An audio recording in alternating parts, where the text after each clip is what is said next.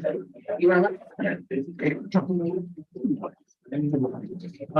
morning, all. Welcome to join thoughts tonight. So previous meeting. Dickinson, just any questions? All in favor? Aye. Action agenda. New business items? We don't have any. You don't have it. All right, I think we'll get right into Mr. Well, the ex-Mr. Mayor. So I'd like to introduce everyone to. Right there. Hello. Nice to meet you, right?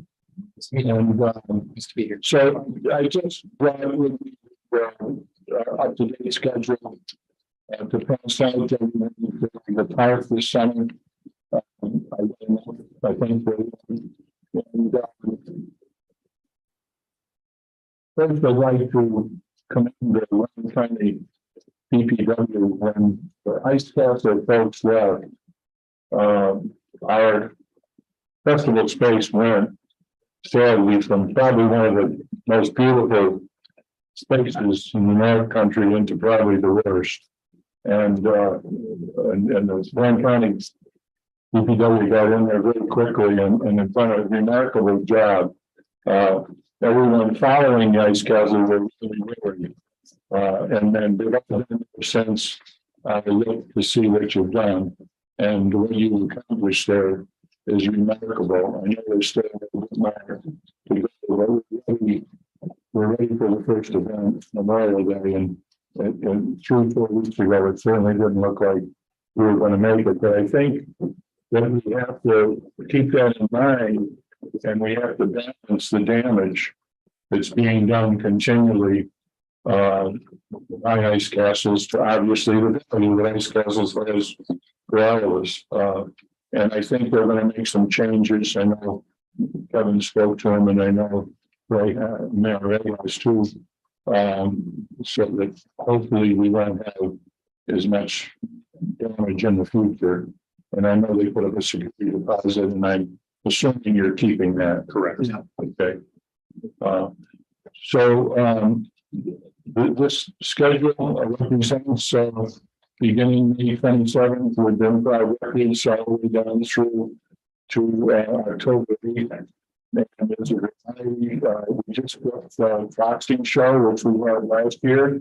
So we were able to get the New York State Boxing Association to license the facility. And so that's a brand new show. I'm also working with the Zane Circus out of New York City. That's very much like the circus we had when they first opened, the circus. It's a rebranding circus that's looking at this space for next year for the third week in August, which we just happened to have open. And so hopefully we'll be able to fill that slot. And this is the first year, I believe, and Lisa probably can tell me or not, that this schedule will represent an income of over $100,000. So certainly it's proved to be a great investment for the town, the village. I forgot, Dennis, you guys dropped out. A great investment for the village and the county. Thank you very much. Thank you. I'm appreciating your hard work. These events. I don't have any unless somebody else is. So it's been very difficult to get these folks to get Black Dog and coordinate with them. And so if you get on the site, you'll see that some of these aren't listed. It's their fault. It's not ours. It's not Black Dog's. I've told every one of them it's up to them to feed that information to, that's what they're being paid for. And you'll see now that it's starting to get filled up, but it's been somewhat of a disappointment that we haven't had a good communications between these promoters and our media. Well, we thank you, Mr. Mayor, for all your efforts in getting this going for us. And yes, The boxing agenda, they do different ways. Are we doing different weights? Weight classes. Are you gonna box? I was thinking about I was thinking I was, so that would be 2 weights right there. that's what I'm short of. There were all amateurs from last year when we had it. Yes, there were different weights like heavyweight, middleweights and so on. And they went from like noon until about 8 o'clock at night. And surprisingly, they drew a good enough crowd so that they're coming back, and they felt it was worthwhile to put that setup in there just for one day this year. Last year we had it for 2.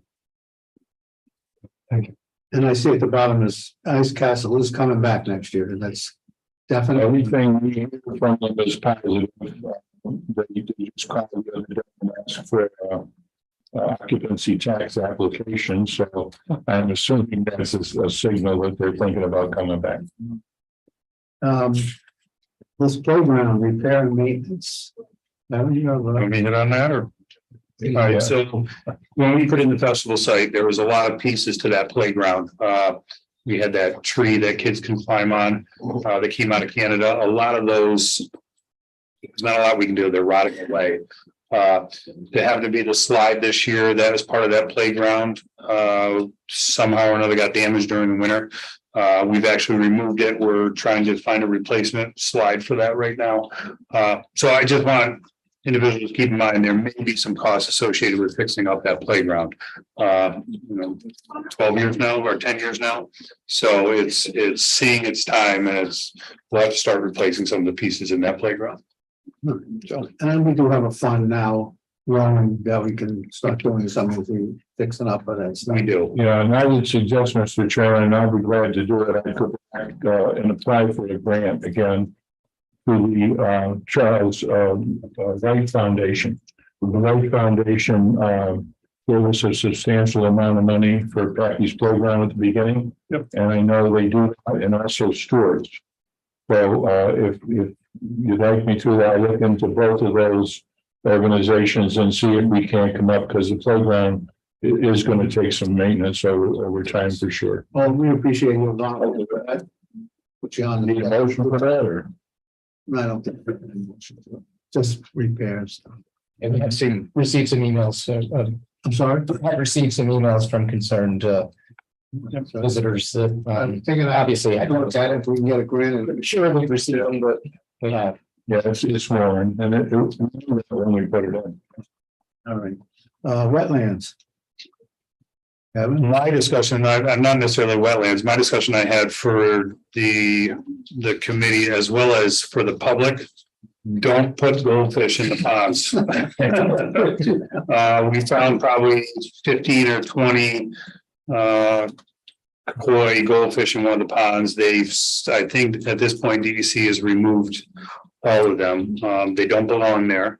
I don't want to say flush them down your toilets, but please don't put them in the ponds out there.